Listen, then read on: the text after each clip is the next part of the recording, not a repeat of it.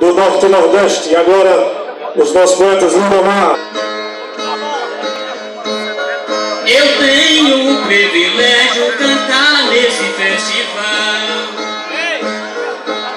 Vou pedir inspiração de maneira especial e fazer tudo possível para agradar o pessoal.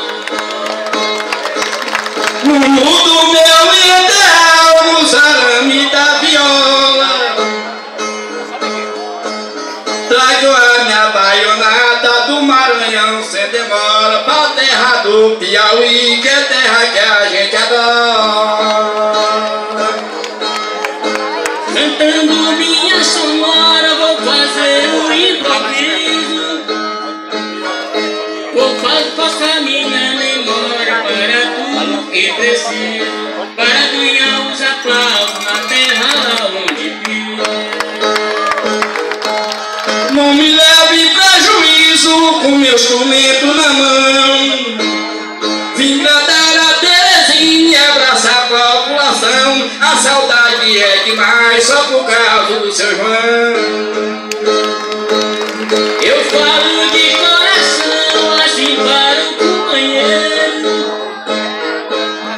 Vou fazer um verso embora seja maneiro, para João Claudinho, doutor Pedro Ribeiro. Não tem pressa nem carreira, eu vou lhe dizer no fim.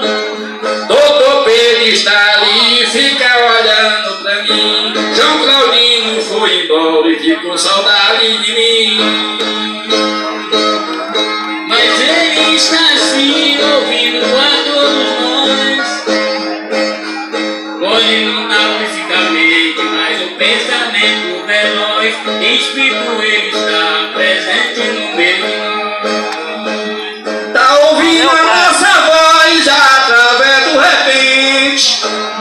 Teresina, minha querida, este clima é muito quente, mas a alma de Claudino está aqui no meio da gente.